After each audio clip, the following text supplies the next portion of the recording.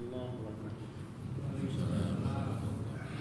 الحمد لله والصلاة والسلام على رسول الله نبينا محمد وآله وصحبه ومن والاه. أشهد أن لا إله إلا الله وحده لا شريك له وأشهد أن محمدا عبده ورسوله. قال الله تعالى في كتابه الكريم: يا أيها الذين آمنوا اتقوا الله حق تقاته ولا تموتن إلا وأنتم مسلمون. أما بعد. Ikhwatul Islam, kita melanjutkan hadis Abu Hurairah, di mana Rasulullah SAW bersabda kepada Abu Hurairah, "Ya Abu Hurairah, kun wari'an, takun a'badan nas." Hai Abu Hurairah, jadilah kamu orang yang wara'. Niscaya kamu akan menjadi orang yang paling beribadah. Apa hubungannya ibadah dengan wara'? Karena hakikat ibadah itu adalah ismun jami'un li kulli ma yuhibbu Allah wa yardah min al-aqwal wal af'al adh-dhahirah wal batinah. Kata Syekhul Islam Taimiyah rahimahullah, ibadah adalah merupakan nama yang mencakup semua yang Allah cintai dan ridhai, baik itu perbuatan ataupun ucapan yang tampak maupun yang tersembunyi.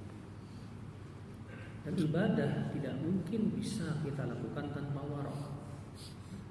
Orang yang tidak punya kewara'an, dia tidak akan bisa beribadah kepada Allah dengan benar. Karena hakikat wara' sudah kita jelaskan kemarin, bahwa wara' itu adalah tarku ma yukhsha dhararuhu fil akhirah. Itu meninggalkan semua yang dikhawatirkan membahayakan akhirat kita. Nah, ketika kita beribadah kepada Allah Subhanahu wa taala dan kita ingin menjadikan semua aktivitas kita bernilai ibadah kepada Allah. Sebab ketika aktivitas kita tidak bernilai ibadah kepada Allah, berarti nilainya apa? Nilainya imma dia tidak ada pahala, atau yang kedua terkandung padanya dosa. Kalau itu tidak ada pahalanya, ini pun juga rugi kita di akhirat. Karena Allah Subhanahu wa taala juga sebagaimana sudah pernah sampaikan, menganjurkan kita untuk meninggalkan perkara yang sia-sia.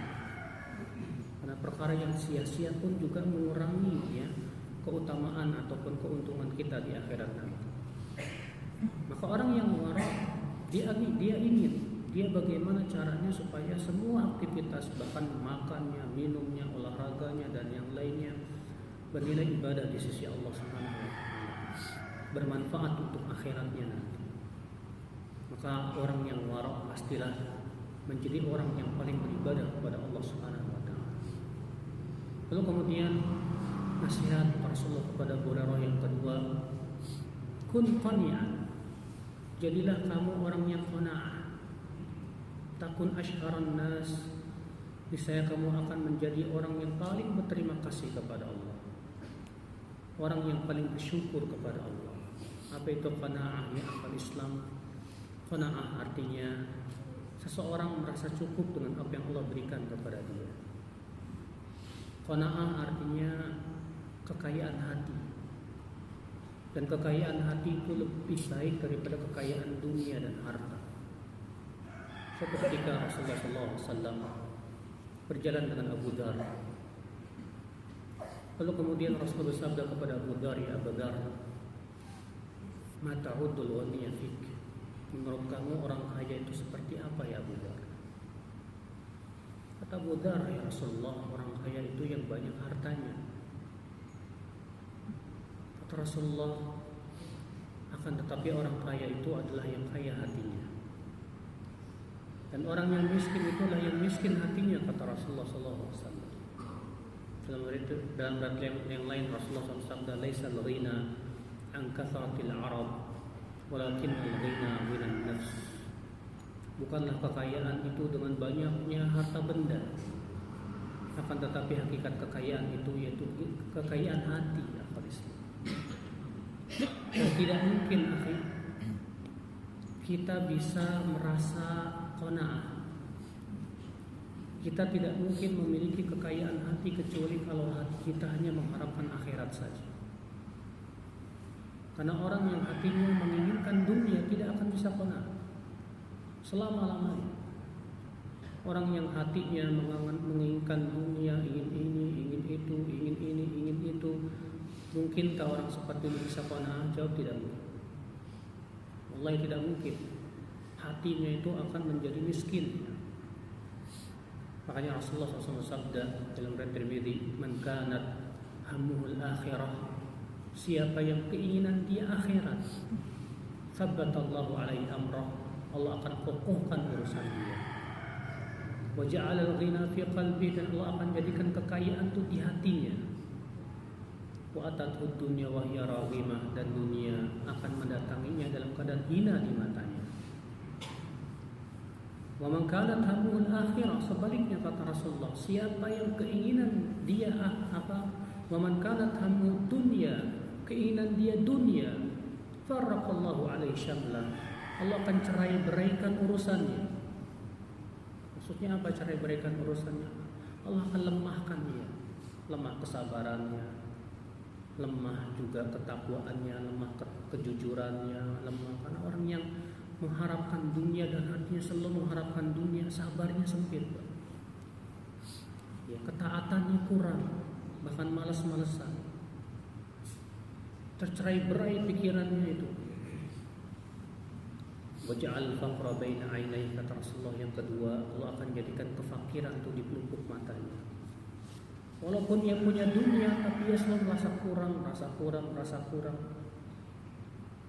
Walam ta'tihi minad dunya illa ma kutiba lah, dan dunia pun tidak akan mendatanginya kecuali sesuai yang dituliskan saja untuknya.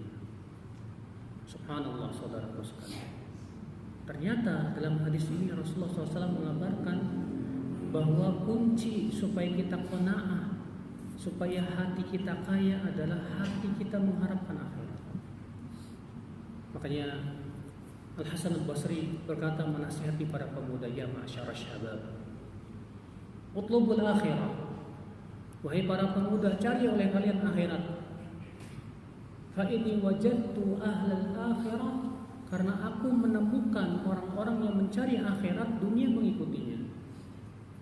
Sebaliknya, kata Al-Hasan, aku mendapati orang yang mencari dunia, dia malah menjauh dari akhirat. Subhanallah, saudaraku sekalian, akhwat Islam, azan ya Allah wa ya. Betapa pentingnya kita untuk punya qanaah. Karena qanaah ini ketenangan batin yang luar biasa.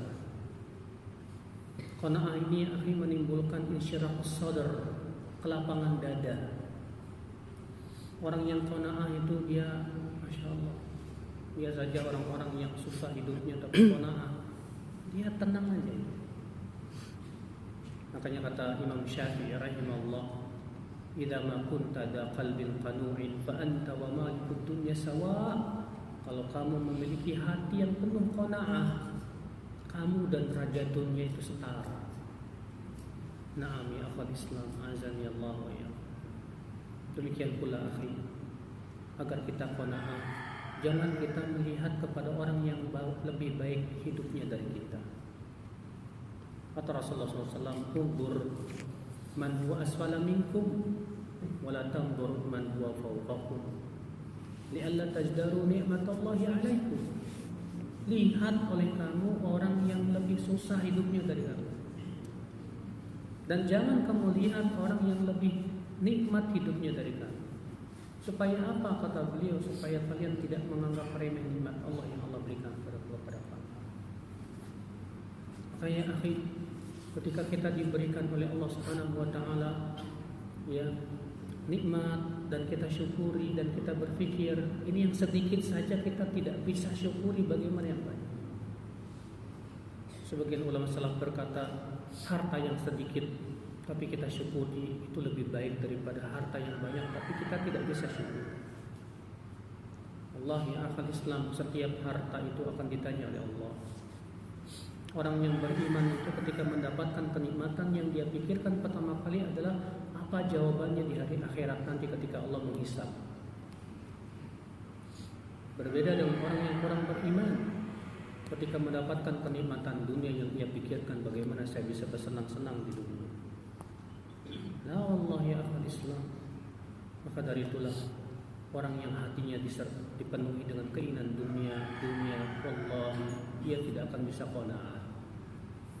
Hatinya tidak kaya, hatinya penuh dengan kemiskinan, selalu kurang dan kurang, sehingga akhirnya hatinya tersiksa dengan dunia. Dia disiksa oleh Allah di dunia sebelum dikuburnya, apalagi di akhirat kelak. Makanya Allah menyebutkan orang-orang yang kafir kepada Allah, orang-orang yang maksiat kepada Allah itu rata-rata karena tertipu dengan kehidupan dunia. Ya, Allah seringkali dalam Al-Quran menyebutkan demikian, wa gharratkumul hayatud dunya, dan kalian pun tertipu dengan kehidupan dunia, sehingga akhirnya pun mereka diadab oleh Allah. Maka ya akhir Islam, ini nasihat yang luar biasa yang Rasulullah sampaikan kepada Abu Hurairah, dan insyaallah kita akan melanjutkan di hari Minggu pagi. Billahi taufiq. Assalamualaikum warahmatullahi wabarakatuh.